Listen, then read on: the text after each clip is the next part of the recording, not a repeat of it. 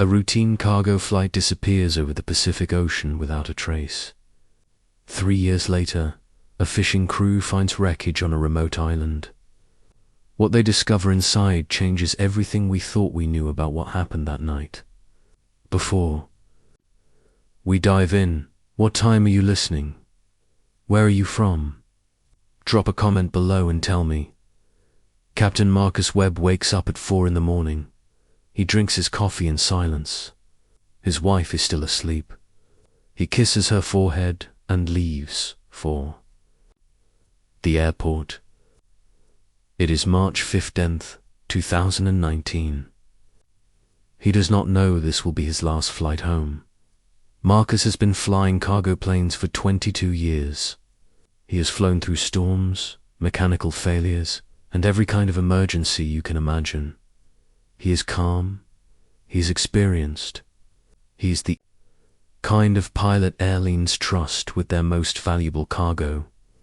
Tonight, he is flying a modified Boeing 767 from Singapore to Los Angeles. The manifest lists electronics, medical supplies, and industrial equipment. Standard cargo. Nothing unusual. Nothing dangerous. At least, that is what the paperwork says. His co-pilot is a younger man named David Chun. David is nervous. This is only his 4th international flight. He keeps checking the instruments, double-checking everything. Marcus reassures him. He tells him this route is one of the safest in the world. They will fly over open ocean for most of the journey. Clear skies, calm winds. An easy night. They board the plane at 6:30. The cargo hold is already loaded and sealed. Marcus does his pre-flight walk around. Everything looks normal. The ground crew gives him the thumbs up. They are cleared for takeoff at 7:15. The plane lifts into the dark sky. Singapore's lights fade behind them. Ahead, there is only the vast emptiness of the Pacific. For the first 3 hours, everything is routine. Marcus and David talk about their families. David mentions his daughter's upcoming birthday. Marcus tells stories about his early days as a pilot. The autopilot is engaged. The plane flies smoothly at 35,000 feet. They are exactly on schedule then. At 10:43, something changes. David notices it first. A smell, faint but distinct, chemical, sharp. It is coming from somewhere behind them. Marcus unbuckles his seatbelt. He opens the cockpit door and steps into the small corridor that leads to the cargo hold. The smell is stronger here. Much stronger. It burns his nostrils. His eyes water. He returns to the cockpit and checks the cargo manifest again. Nothing listed should produce this kind of odor. David suggests they contact air traffic control. Marcus agrees. He reaches for the radio, but before he can speak, every alarm in the cockpit starts screaming. The fire detection system, the cargo hold. Section 3. Smoke detected. Marcus's training kicks in immediately. He grabs the fire suppression controls. He floods Section 3 with halon gas. The alarms should stop. They do not. The smoke detector keeps wailing. Temperature readings in the cargo hold are climbing. Fast. Too fast. Whatever is burning, the suppression system is not working. David is on the radio now, declaring an emergency. Air traffic control responds immediately. The nearest airport is Guam, 400 miles northeast. Marcus banks the plane hard. He begins descending. They need to get on the ground, now. But the plane is not responding the way it should. The controls feel sluggish, heavy. Something is wrong with the hydraulics. The temperature in the cargo hold hits 500 degrees, then 600. The structural integrity warnings start flashing. Marcus knows what this means. Whatever is in that cargo hold is not just burning. It is creating heat intense enough to weaken the aeroplane's frame. At 700 degrees, metal begins to fail. At 800 degrees, the plane will start breaking apart. David is screaming coordinates into the radio. Guam Tower is clearing all runways. Emergency crews are standing by. But Marcus knows they will not make it. The plane is shaking now. Violent tremors run through the entire structure. Panels are rattling loose in the cockpit. He can hear creaking sounds from the fuselage. The plane is being torn apart from the inside. At 11:07, they are still 150 miles from Guam. The cargo hold temperature exceeds 1,000 degrees. Marcus feels the floor beneath his feet growing hot. Smoke begins, seeping into the cockpit. Not regular smoke. This is thick, black, toxic. David is coughing. Marcus cannot breathe. He reaches for the oxygen masks. His hand finds only melted plastic. The last transmission from Flight 7 Tunanar is recorded at 11:11. Marcus's voice, distorted, desperate. He says 3 words. What is burning? Then nothing. Static. Silence. The plane disappears from radar. No explosion. No debris field. Just gone. Vanished over one of the deepest parts of the Pacific Ocean.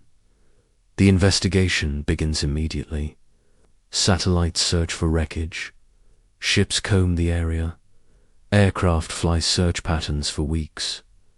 They find nothing. Not a single piece of debris. Number. Oil slick. No floating wreckage. It is as if the plane never existed. Families demand answers. The airline releases statements. Investigators hold press conferences, but nobody knows what happened. The plane is simply gone. Theories spread. Mechanical failure. Pilot error. Terrorism. Conspiracy theorists create wild stories. But without wreckage, without a black box, there is no proof. No answers, just questions. Marcus's wife never stops, believing they will find something. She attends every press conference. She demands the search continue, but eventually resources run out. The search is called off. The case goes cold. 3 years pass. Marcus Webb and David Chun are declared legally dead. Their families hold memorial services. The airline settles lawsuits. Life moves on. The mystery of Flight 729 becomes another unsolved aviation disaster. Another story of a plane that disappeared without explanation. Until a fishing boat named the Sea Dragon changes everything.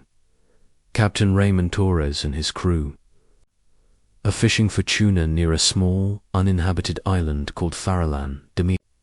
It is August 2022. They are not supposed to be this close to the island. It is restricted territory, but the fishing has been poor and Raymond is desperate. He decides to risk it. They drop nets near the eastern shore. When they pull the nets back up, they snag on something. Something big. Something metal. Raymond sends 2 crew members down to investigate. They return 20 minutes later. They are pale, shaking. They have found wreckage. Airplane wreckage. Partially buried in sand, covered in coral and marine growth, but unmistakable. Raymond immediately contacts the Coast Guard. Within hours, investigators arrive. They confirm it. This is Flight 7-2-9er. The recovery operation takes 3 weeks. What they find is shocking. The plane did not crash into the ocean. It made a controlled landing on the island. The landing gear is extended. The flaps are down.